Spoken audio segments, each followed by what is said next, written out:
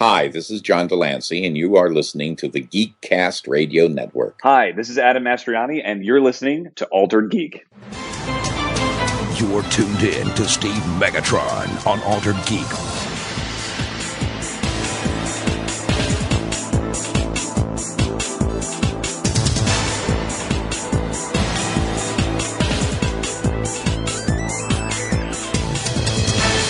Hello, and welcome to Altered Geek. I'm your host, Steve Megatron, and joining me on this adventure into geekdom is TF2 and Mike, and this is a Geekcast Radio crossover, as I said, because it's time to talk about the OCGD, everybody. And what is that? Well, that was Steve's idea. You want to tell the people what your idea was? Oh, I'm fine with you introducing it. Okay, well, Obsessive Compulsive Geek Disorder, the OCGD. It's one way for me to put a GD in here without actually saying GD. GD. It's a thing. It's a thing. It's a thing now. So, Obsessively Compulsive Geeks is what we were originally going to call this, and then I added the disorder part because we all have geeky disorders around here. What are some of your geeky disorders, sir? Pass. No. You can't. This was your idea. You wanted to discuss this. So, some of my obsessive compulsive geek disorder would be returning to franchises gone by. Point in case, Trek. Yep. In recent years, because I mean, we've a good part of the Geekcast Radio Network was founded on Transformers. Like a good portion of it. Pretty much 98.7.5% of it, and then we branched out. We branched out, but yet all things Transformers is still the number one show. The number one show. Which is why every time I've attempted to cast it into the Great Allspark, it returns with a vengeance.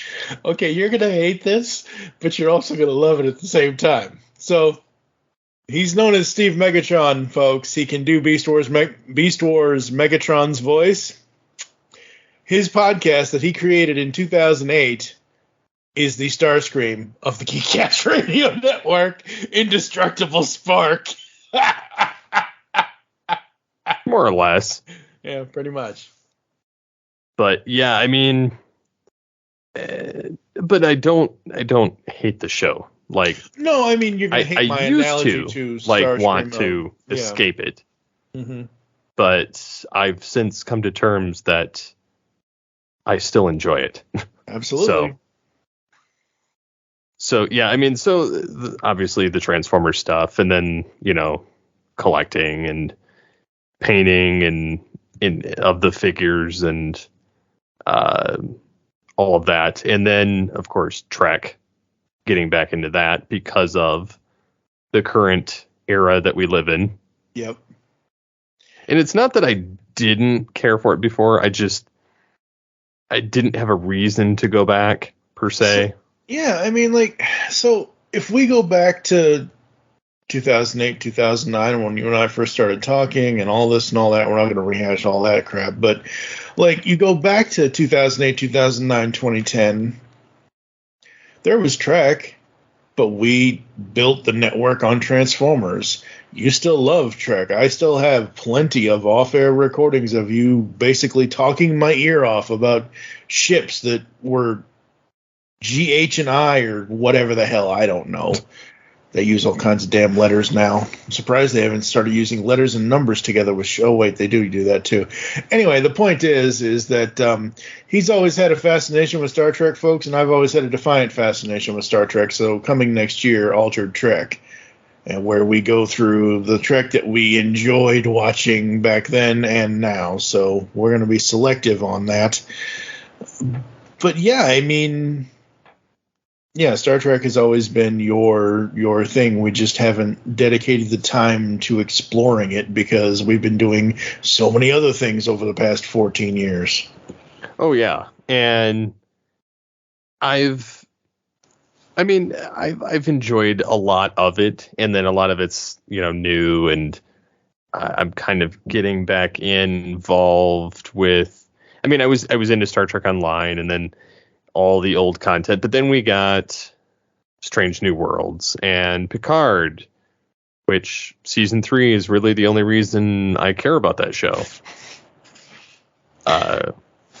I've only seen one episode of that show so far, folks, and it was a crossover. So, or not a crossover, but it was a guest appearance by number 1, because that was the only reason why I care. Again, I have a defiant fascination with Star Trek. I'm not the Star Trek nerd around here. He is.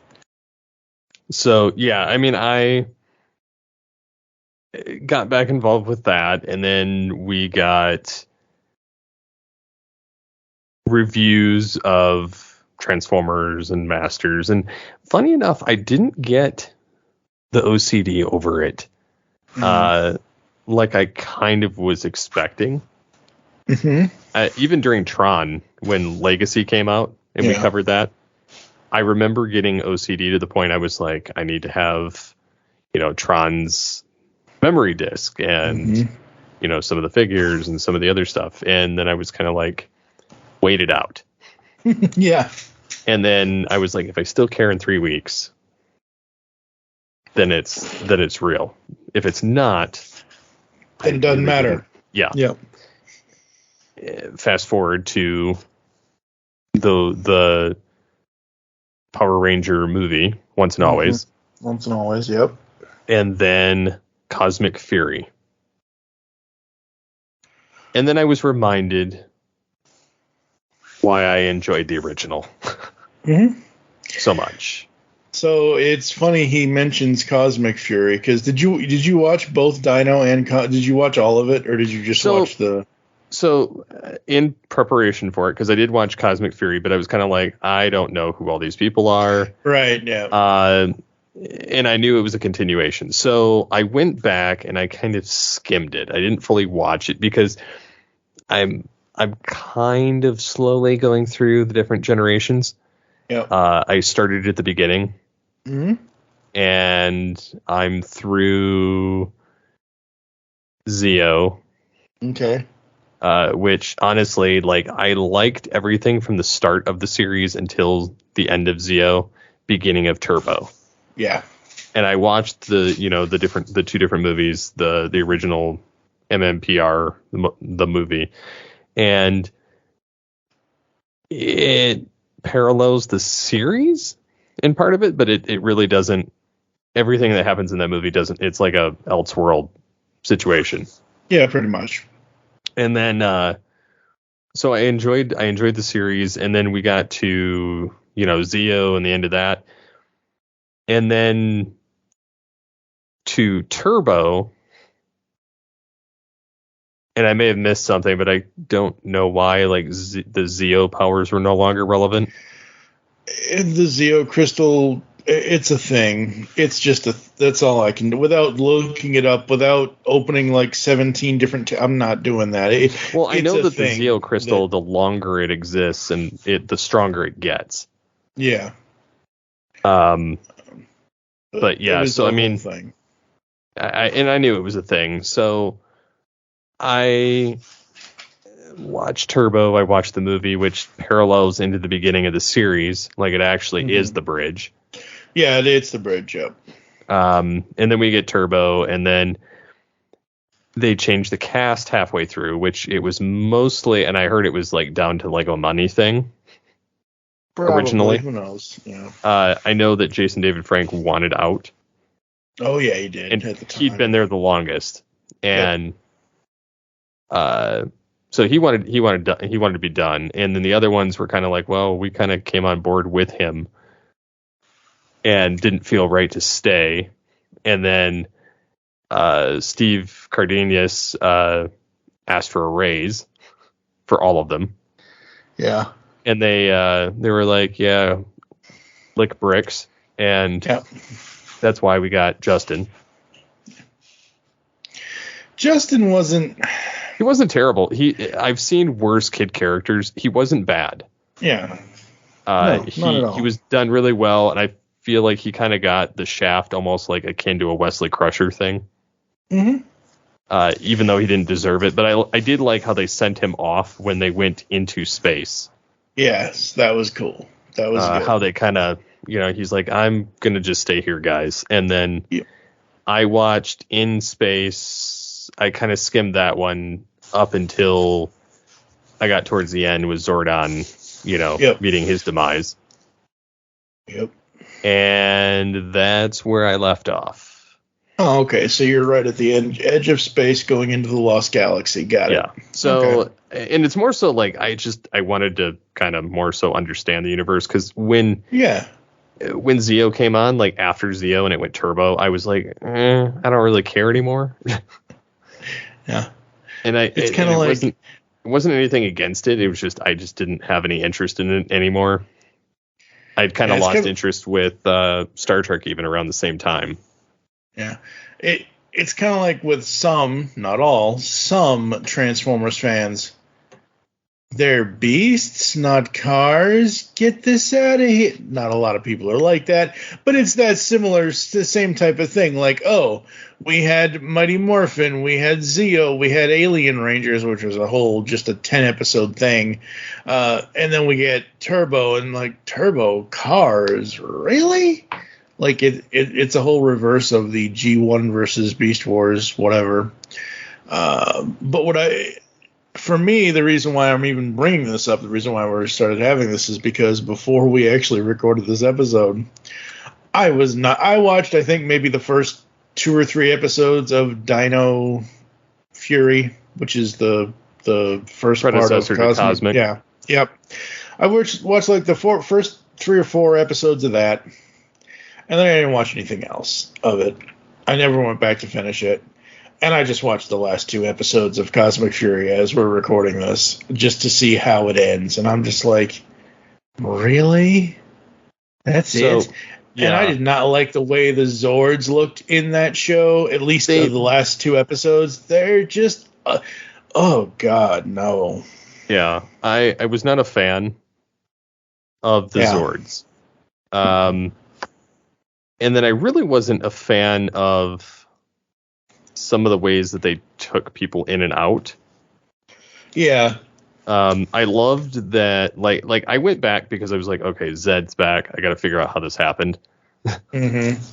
Because he, like it or not, with all of the other villains, he was the least hokiest of the group.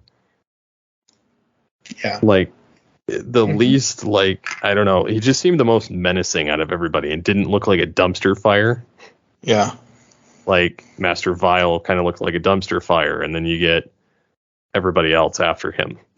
Yeah. Like, and the Machine Empire I hated, but I hated Divatox more. Like, the Machine Empire, I was like, okay, they're stupid machines, and I hated Cog. And then their robot butler that would, Oh, yes. Yeah. Yeah. So, I mean, yeah. I went back. I watched, they brought Zed back. I was like, okay. And then he was kind of they somehow brought back his essence that was lost during the Z wave. Yep. And then he was kind of a puppet for a while. Yeah. Until one of the Rangers broke it. And then he became his old self again. Yeah. And I enjoyed him. And I know that they couldn't get the original actor back for obvious reasons. Yeah, and sadly, Robert Axelrod passed away a number of years ago. But, I mean, they've had other people play the role periodically throughout when he just randomly appears. Yeah. And those even sounded better than what we got in some of this. And even the one in Dino Fury was better than the one we got in Cosmic Fury, which was Fred Tatasciore. I have all the respect in the world for Fred Tatasciore. He's an amazing Hulk. He can do an amazing voice, but there is there are some voices you just cannot even if you're trying to replicate them, which I don't think Fred was trying to replicate what Robert He was trying to do somewhat. He was trying to, yes, but like whatever voice Robert was using for, like, we interviewed the man. Sagati and I interviewed him and Barbara Goodson. We interviewed Zed and Rita years ago from the command center, and his normal speaking voice is kind of like down here. It's kind of low. You can hear him, but he's not like see how I'm moving my voice up where I'm talking now, where it's a little louder, whereas before I was like, it's kind of like he was a really soft-spoken kind of voice guy, except when he would play Lord Zed, when he would be all the way up here like that. I know. Well, I think he played Goldar too. No, he did not. That was Kerrigan Man. Okay, well, did he play Finster? Yes. Yeah. Which Finster is more of a natural... Yeah, it's more of his natural voice. But again, Lord Zed is, even though you're right, he was never meant to be like Rita and Rita and Squat and Babu, and to even a little bit more extent Goldar, they were all kind of the comedy relief. When Zed came in the Mutiny in season 2 of MMPR, it was like, oh shit, what have we done now? Like, oh my god, we're in trouble kind of thing. Well, and he didn't play, and he didn't play around. He just did this, did that, and whatever Robert did with that voice.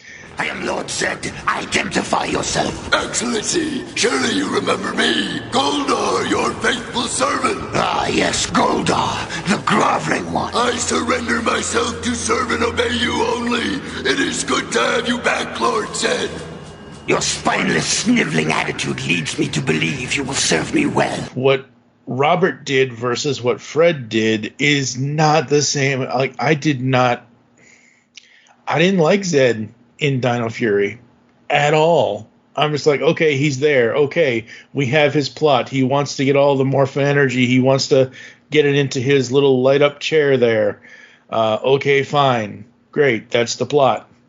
I got no emotion for something that was supposed to be like, this is the close off of the last 3 decades. I got nothing out of that finale. See, I felt like they rushed it. I felt like we should have got another 10 episodes. I don't know about that. Enough to flesh it out, get rid of the squid people. Yeah. That by far was the worst part. The Zords were kind of lame. I think it's funny how the original MMPR Zords were not good enough to fight Zed, and they had to bring the Thunder Zords in. You're talking about way back in the old days, right? Yeah, the old days, but they keep bringing the MMPR original Megazord. Yeah, true. Back, and it's like, if it wasn't strong enough to fight back then, how was it strong enough now? Yeah, exactly. And the other thing is like, okay, I know over the years we've had a lot of the MMPR characters show up, or their suits or whatever. Weren't the power coins destroyed? Yeah, at one point or another. So, like, there's some continuity stuff that really throws me for a loop. Yeah. And especially because power coins, with Beast Morphers, like, we get Jason back, and he comes with his power coin and morphs again, and they're like, it's a power coin, like, not expecting to see that at all. Yeah. And this is why I enjoy the comics more than the shows now. Now, don't get me wrong, I do love whenever a classic character from MMPR shows up. Like, whenever. Doesn't matter. Any of the iterations from season 1, 2. And those, like, I watched those multiple times just because I really enjoy the crossover episodes the most. And like I said, like, that's the OCD in me. Like, I'm like, oh, I gotta follow whatever these guys did. I really like the White Ranger. Like, that was my favorite character. Like, I like the Green Ranger too, but when he became the White Ranger, I was like, oh, I'm all over that. I like that. Yep. I liked the Tiger Zord. I liked Saba. I liked, the Falcon Zord. I liked the look of the costume. Yep. And so, yeah, I mean, I kind of went all in with it. And then with Dino Fury, I watched enough of it to know what happened with Zed. And then we got Cosmic Fury, and I sat there and I watched it, and I was like trying to watch it objectively, yeah, and enjoy it, but also be critical. And the critical part of me was like, and even part of the fan, like the nostalgia, I was like, they kind of missed the mark a little, just because I felt like there was a point where, Zato, where he's in the grid. Yep. I was like, they missed an opportunity to have, like, I mean, they had Zordon basically there. Yeah. But it would have been nice to have him physically come back and battle Zed. Yeah, that would have been cool. And then, because that's what I was hoping for. When we got to that last roundup, I was like really hoping for Zed and Zordon to duke it out. Yeah. And then Zed, to be finally vanquished. And then what we got was something totally different. But also that Once and Always paralleled into this, because they had Billy in the command center. Yep. And Once and Always was really good. I liked Once and Always. I did too. And standalone film that has, yes, it has continuity aspects to it, but it's not trying to tie into Dino Fury and Cosmic Fury. It's its own thing. And who knows, maybe they'll do more of that stuff, but yeah, the Once and Always was good. Once and Always was good. I loved how they brought Rita back, how they, got rid of some of the other Rangers. They even tied into other universes and, got the other MMPR alternates of some of the characters that were replaced later. And then we had a nice, we got Walter, Zach showing up and getting to actually work with Kat and Rocky, which never happened in the original. No, because it was Zach, Jason, and Trini, and then Rocky, Adam, and Aisha. Yep. And so we got like a totally different grouping of Rangers, which was cool. And I really enjoyed it. I was even happy to see like Billy return for Cosmic Fury. I was happy to see Mick. And I was like, I saw him and I was like, I remember him from a different version, but I couldn't remember where. And then he showed up in Dino Fury and I realized, and then again in Cosmic. Yeah. But again, like I enjoyed it overall, but there were definitely some marks that I felt were missed. And with Hasbro owning it now and then taking it over, they're doing things a little differently. And I guess the only reason we got Beast Morphers, Dino Fury, Once and Always, and then Cosmic Fury was so that they could kind of pad it until they had time to actually produce a new, because they're going to go without Sentai footage. Right. And of course, because again, the OCD, that's, geekdom. Mm-hmm. I did all this deep dive research on it, which I normally don't do. and then I was like, well, I want to go check out these new figures. Mm-hmm. And that went down you a whole new rabbit hole. Yeah. Yep. So I went scavenging and looking around, and I'm like, I remember, because like they have two versions sometimes. They have the the little $15 version or whatever of the figures, and they're about the same size, and they don't come with like the unmorphed head or a lot of the extra detail. And then they have the regular ones, like the Lightning Collection, which is basically Masterpiece. And they have reissues of stuff too, but I was really interested in some of those. And I mean, they have some MMPR, like mostly like Pink Ranger, Black Ranger, Red Ranger for the $15 ones. For the Lightning Collection, the only ones I seem to see a lot of are Zeo Ranger 2 Yellow. Mm-hmm. A few of the In Space. I see the Zeo Cogs a lot. The Mecha Ranger character from one of the shows. and I'll see a bunch of Dino Fury and Dino Thunder. Mm-hmm. But I managed to get my hands on the black Dino Thunder. Nice. Saw it in one of the many, many Walmarts I've been to. Mm-hmm. And then I got my hand on the regular White Ranger and the metallic armor White Ranger. Very cool. Very cool. Very cool. So now I just need Zeo and Green Ranger, but I'm waiting for the remastered Green Ranger. And then I'm going to 3D print his vest. Yeah. But because how dare they not include it with the figure? Oh my god. No, they make you buy the Red Ranger to get it. Yeah, that's so stupid. Yeah, that's called a cash grab. Now, I do wish I could get the Master Morpher, just because I always wanted one as a kid, and I could never get one. Yeah. And it's also all of his morphing. Oh, yeah. Sayings. His sayings, but also, like, the different coins. Yep. And to me, that was, like, when that episode, when I saw that one, that's one of my absolute favorite crossover episodes. Mm-hmm. Because he goes through the whole cycle other than Turbo. Yep. And he's got power coins for each of them, which I was reading something and they said something about the Zeo crystal. Mm-hmm. Because it had aged over time. It had manifested, like his portable crystal was able to be converted into power coins to allow him to turn into all of the forms. Oh, that's so cool.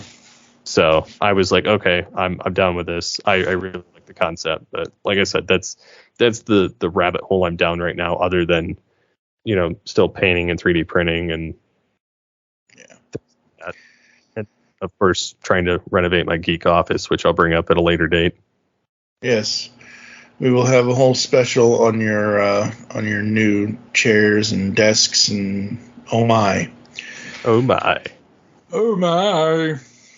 As for me, so most Funko Pop collectors will display them by franchise.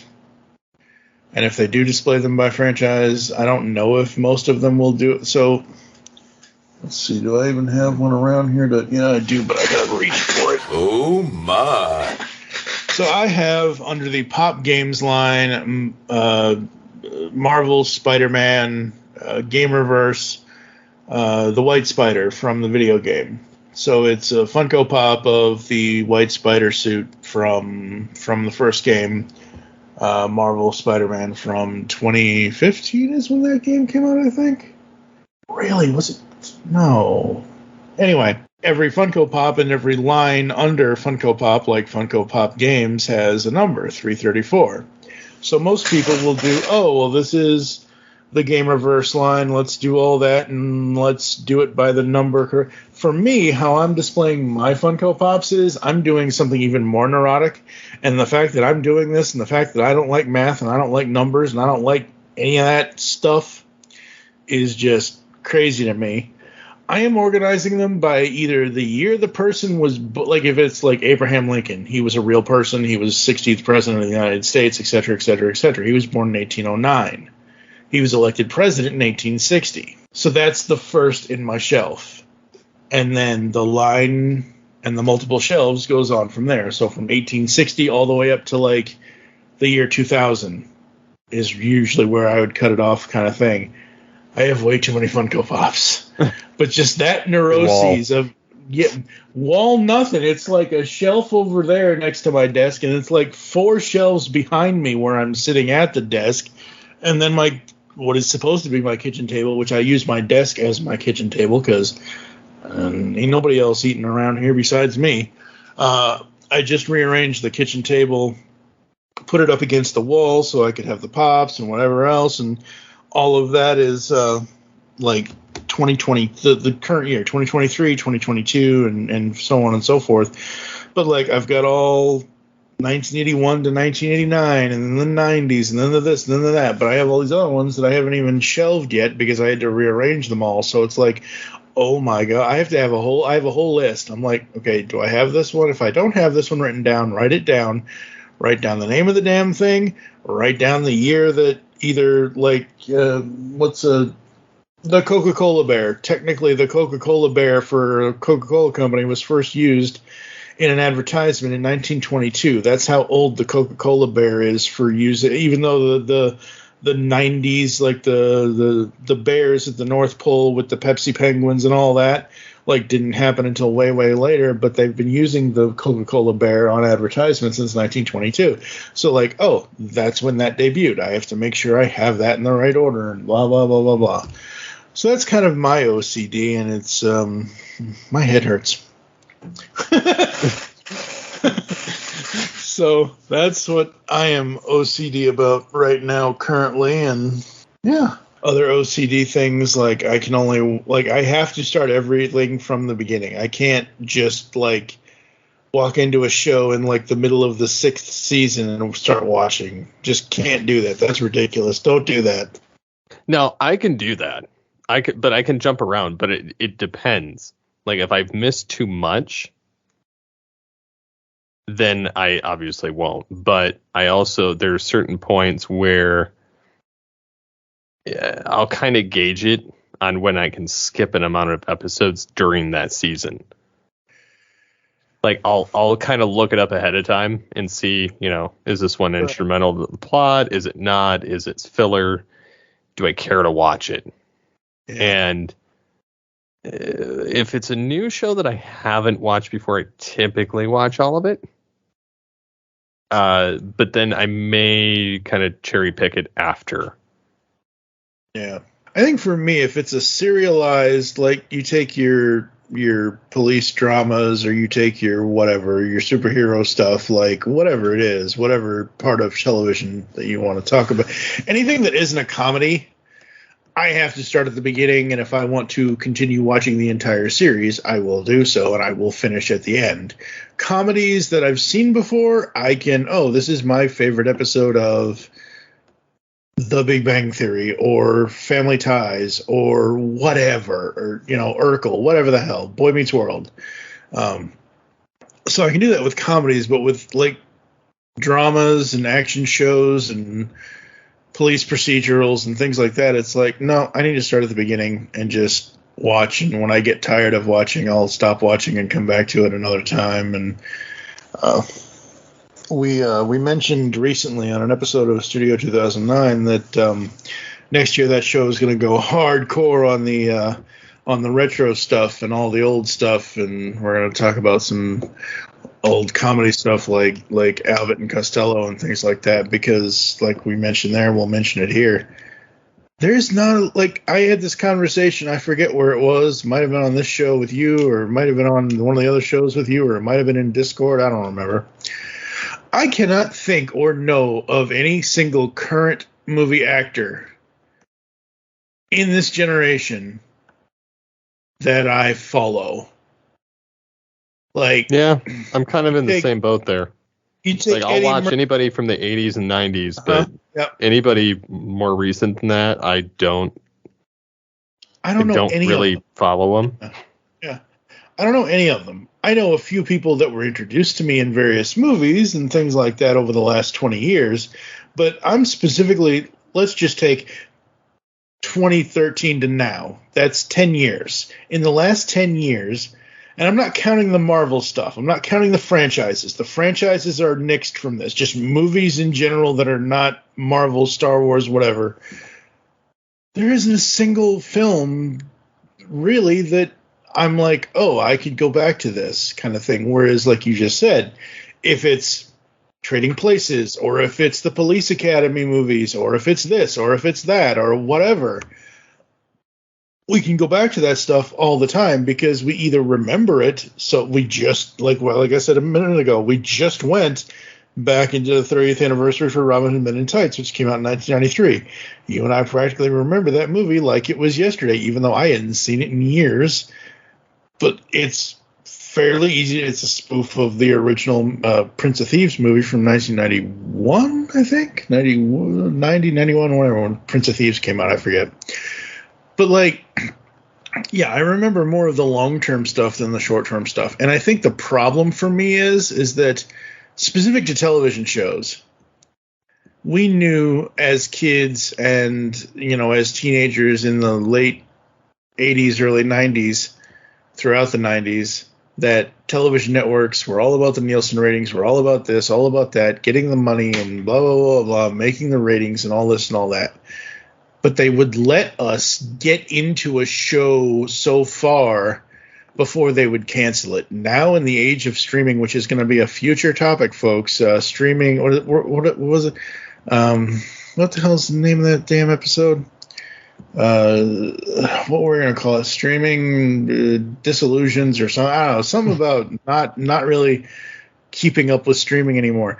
This streaming era we live in, like, if they don't make their money back after like 2 episodes, they're like, yep, nope, you don't get to watch the rest of it. It's gone. Like, they don't give anything a chance anymore. They don't.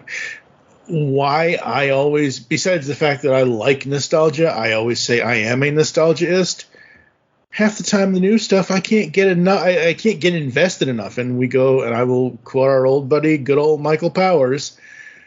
He has always said, for as long as I've known him, as long as you've known him, he gives a show 5 episodes.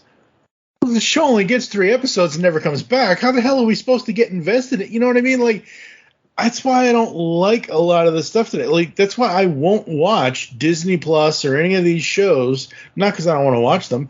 I did not watch Ahsoka episode by episode. I watched it 4 episodes and 4 episodes, so Dave and I could do the podcast episodes on it for studio. I will not watch a Marvel show until all 6 episodes are actually online and able to binge, because blame Netflix 10 or 11 or 12 years ago, or whenever the hell it was, that they're like, here's all 27 seasons of insert show name here, like binge it all on your time. Like, that's what I miss, that model of, here's a show, here's all its episodes, go nuts if you want to go nuts. Whereas now they're like, oh, we're going to make you wait a week. And I'm like, I don't want to wait a week. I used to do that when I was a kid in the 80s, damn it. Getting too old for this shit. So, yeah, that's another OCD of mine, is trying to figure out modern television, which I don't want to even figure it out. Yeah, and then, of course, I've been trying to turn my office for years into Geek Central. Mm-hmm. Yeah, like geek, Ultra Geek Central. Mm-hmm. And I keep ending up, like, I have a nice desk. I like it. It's an L-shaped desk. It's also like, I don't have enough room. Like, well, and I say that, like, my entire office is cluttered. Mm-hmm. Like, it ends up being a dumping ground for everybody.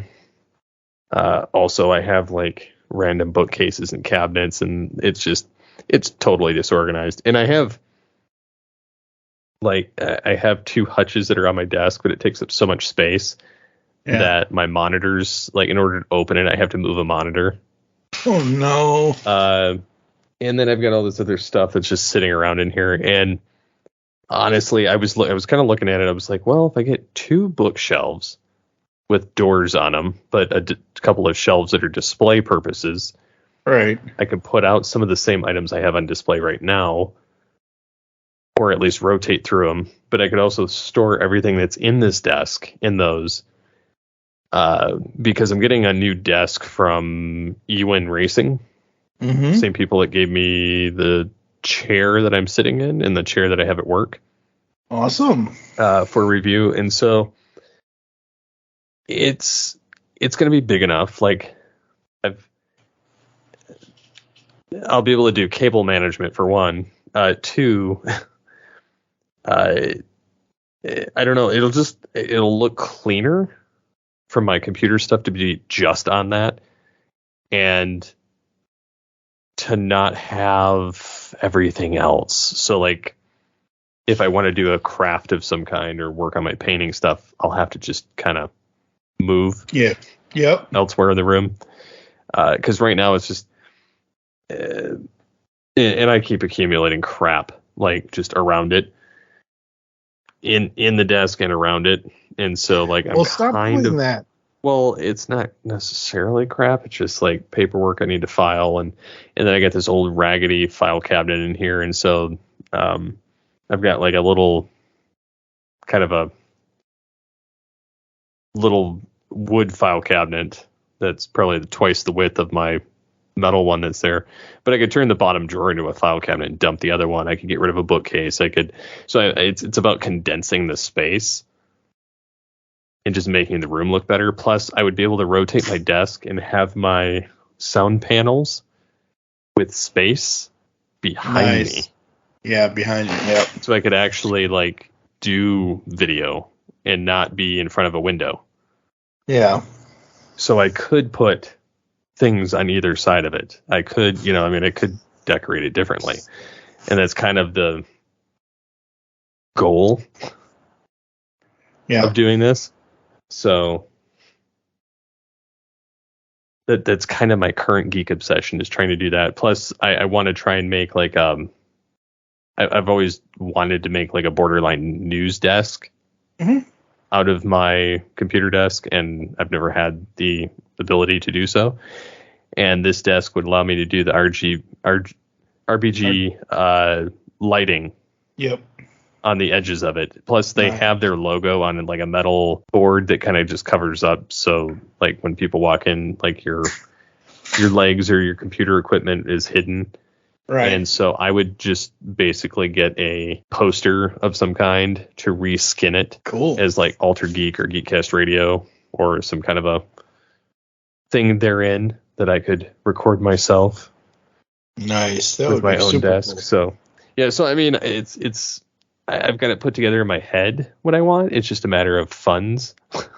Yeah. Because the cabinets I want are like, it'd be ideal if I had like 3, but because then I could dump literally everything in here. But if I have 2, I can still use the one file cabinet that I have my printer on right now, my 3D printer, and just shove it between the 2 to kind of space it out. So, I mean, I've got all these ideas of things I want to try and do, but it just depends. Yeah, absolutely. Yeah, cost is always going to be a issue. But I think I can flip this desk though, like pretty easily.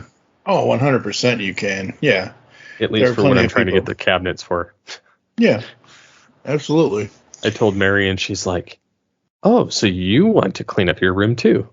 I'm like, "Yeah, I'm kind of like, it'd be nice if I could just lock away a lot of it, and then that way I can get to it when I need to, but it's not prominent."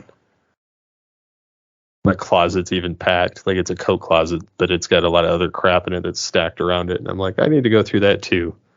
Yep. So I'm trying to turn my office little by little into a geek hub. Nice. Yeah, my living room is my geek hub. My desk is out here. It is what it is. And, of course, I should clean the desk off and things like that. But I have too many Funko Pops. I need to sell some of this shit. Yeah, I'm probably going to do that, too. Yep. A little bit, because I've been on, like, a 3D printing craze, as it were. Mm-hmm. And I have a bunch of Beast Wars characters, and some I'm like, do I really want it? Do I want to get rid of it? Do I want to, trade up so I can, just for space purposes? Yeah. And I have some stuff at work that I may rotate some of my home stuff and put it there, and then sell what's at work. Oh, cool. That way I can still keep some. But yep. Yeah, that's part of my geek OCD is I collect things I don't necessarily need, but I want them because that's what I'm into at the moment. Yep. So. I think that's how we all are. I mean, like, look, folks, you take any of us geeks into any shop or any store, you show us a thing online that we're going to like. First thing we're going to do is we're going to point, ooh, shiny, want, need, must have. 6 months down the line, I don't really care about it anymore. Sell it, whatever. Yeah. But seriously, that's part of the disorder. That's part of the thing. Like, ooh, shiny, need now, must have. And then later down the line, it's like, Well, it's funny because there's still some I'm like, I don't want to part with them, but at the same time, I'm like, I don't really need it. Mm-hmm. I just like how it looks. Yeah. I mean, that's the same thing with me with the Funko Pops and the Funko Sodas. Like, I know a guy who does, it's not 3D printing. It's more CNC lathe. It's more mechanical than, it's hard acrylic tops to because the Funko soda characters, they're like the Funko Pops, except they don't have bobbleheads or anything like that. But the cans they come in are supposed to be like real soda cans. Well, that means they can't actually stand on the can properly. They can if you balance them right, but there really is no. So this guy, Jim from Rock Inc. Toys, he made these soda decks, is what he calls them. And there's a little stand there, and there's a little insert for the little pog that comes with the Funko soda. And I've got, I don't know, maybe 35, 40 of them, and then I've got 20 other sodas that I've bought since then that I haven't gotten more soda decks from. And I'm like, oh crap. And look, when I'm buying Funko products, it's mostly like from people I've purchased from before on Whatnot and things like that. And I want to support those people, and if they have a character that I know I'm going to like or know that I want in my collection, I'll buy it from them because I want to support them. And hey, look, I get a character I like. And I like all the ones I have. I just don't have the right display thing for it that I actually want to be able to display them on. So there's that. So part of my kitchen, part of my my countertop, it's like all these soda cans. Somebody walks in here and be like, why you leave all that soda? I said, it's not real soda. It's just not. Because they look like, literally the other day, I just grabbed a Diet Coke, and I'm a patron member of the Poppin' Duo, Vince and Bree, the Poppin' Duo over on YouTube and Whatnot and wherever else. I'm one of their Patreon members, and every quarter they send out a box, and usually Vince will cater the boxes to what the person likes. So if he knows I like Transformers Pops or G.I. Joe or Masters of the Universe, he'll throw in a pop or a soda. Well, this last time he threw in The Big Bang Theory, Leonard, when Leonard holds up the sarcasm sign to Sheldon, they made a pop version of that. And I had wanted that since about, I don't know, when it came out way back in 2019 when Karen and I first saw it at a GameStop. And I had never gotten it. So he's like, oh, here, I'll throw it in your Patreon box. I'm like, all right, cool. So he threw that in and threw in a Tongue Lash or Master of the Universe soda. And I'm supporting them. They're characters I like. Fine, good, whatever. It's just that I'm having too many. And I really only keep the stuff to the living room. I'm not putting it in my bedroom. I'm just not. I don't even, other than my 55-inch television, there is practically nothing in my bedroom as far as like art on the walls or anything else. But here in the living room, I've got art in front of me. I got art behind me on the walls. I've got bookshelves. I've got whatever other things. And I like it. I just need to clean it up and sell some of these things that I don't really like. I'll look at it and be like, okay, I like this about, like I said earlier, about 6 months ago. Now I don't really feel like I have to have it. Let's see where else it can go or see if anyone else wants it or whatever kind of thing. But there are certain things like Mr. Optimus Prime Autobots, roll out. that I will probably never get rid of because that is a Funko Pop Lights and Sounds with Peter Cullen's voice in it. I will probably be buried with that thing even though I'm being cremated. Yeah. So any other obsessive compulsive geek disorders you want to bring up, sir? Anything else you want to talk about on this one? Just usually when I get involved in a franchise, I kind of go all in, annoyingly so. Which I'm sure most geeks do. Oh, 100%. Yeah. Yeah. I mean, like anything. And for me, it's franchise, but it doesn't matter what the thing of the franchise. Like, I have a Knight Rider lunchbox and thermos. I have the Knight Rider board game. I have the Knight Rider Matchbox car. I have Knight Rider Funko Pop. I have Knight Rider this, Knight Rider that. But it's not just one specific item from the franchise. It's multiple. Same thing with a lot of the Christmas Vacation stuff that I have. Yes, a lot of it is Funko Pops, but I've got a couple of the posters from the movie and things like, hell, the Transformers all the artwork that's behind me that people will see once I take a picture of it and throw it in the post. I've got 2 TMNT posters, 4 Transformers posters, 2 original art pieces from Tom Zoller from his thing, and I've got a bunch of other art stuff that I haven't even put up yet. And I've been living in this apartment for just over a year and a half. Yeah, see, I got a lot of geek signed stuff that I've had in a frame that I've just not pulled out. Like, just because I have nowhere to really put it. Right. At present. Yeah. Maybe that'll change. Here's hoping. You at least put one or two things up on the walls. Yeah, it'll be nice. I'll see. Yep. 100%. All right, folks. I think we're going to go to a quick ad break, and we'll be back to close the show right after this. Last big party of the summer, folks. Let's go out with a bang. Hey, everybody. It's Jason with $7 a Pop in Mystery Grail. In case you didn't know, $7 a Pop is your #1 stop for buying Funko Pops online. In addition to the thousands of Funko Pops that you can purchase right now, we have our popular Pop Shields and Pop Shield Armors, plus our Signature Series collection featuring authenticated signatures on Funko Pops. And join us on MysteryGrail.com for your weekly Funko Mystery Box. We have our Sunday drops every week at 3 p.m. Eastern and our themed Thursday drops every Thursday at 6 p.m. Eastern. What a time to be a Mystery Grailer. Check us out on 7bucksapop.com and MysteryGrail.com. Plus on social media on Facebook, Instagram, Twitter, and YouTube. That's 7bucksapop.com. Hey, that was fun! Like science fiction? Of course you do, or you wouldn't be listening to the Geekcast Radio Network. Well, the Mark Who 42's Universe podcast is an award-winning sci-fi radio show that's been around for over 10 years.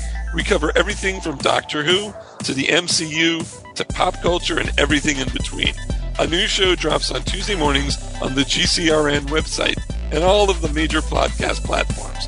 So listen to the Mark Who 42's Universe podcast from the universe and beyond. On the Simplistic Reviews podcast, we talk movies. We talk TV. We talk... Hello, Julie, what the heck are you doing? Trying to make our spots sound more exciting by adding explosions. Yeah, I'm pretty sure you could have got the point across with sound effects, not the real thing. Car. Download the show on iTunes or at simplisticreviews.blogspot.com. I'm sure your insurance company will cover that. No, they won't. No, they probably won't. We are back here on Altered Geek and Geekcast Radio. Obsessively Compulsive Geek Disorder. What are yours, folks? Let us know. How obsessively compulsive much of a geek are you? Sound off in the comments on the website, geekcastradio.com. Any final thoughts, sir, before we get out of here for the night? I'm going to say no. Awesome. Yeah, same thing with me. It's just... And for me, like with the Funko Pop, trying to keep up with the years, it's like if I don't write it down immediately, as soon as I get a Funko Pop in the mail, like I'm getting a Funko Pop in the mail tomorrow, I've already written down the character, and it's going to be Alfred Hitchcock, the famous movie director. He was born in 1809. I already have that written down on my sheet, so that way I don't forget. So that way I can just put him up on the shelf where he belongs in the date that he belongs in, kind of thing. So for now, I'm TFU and Michael with Steve Megatron. Until next time.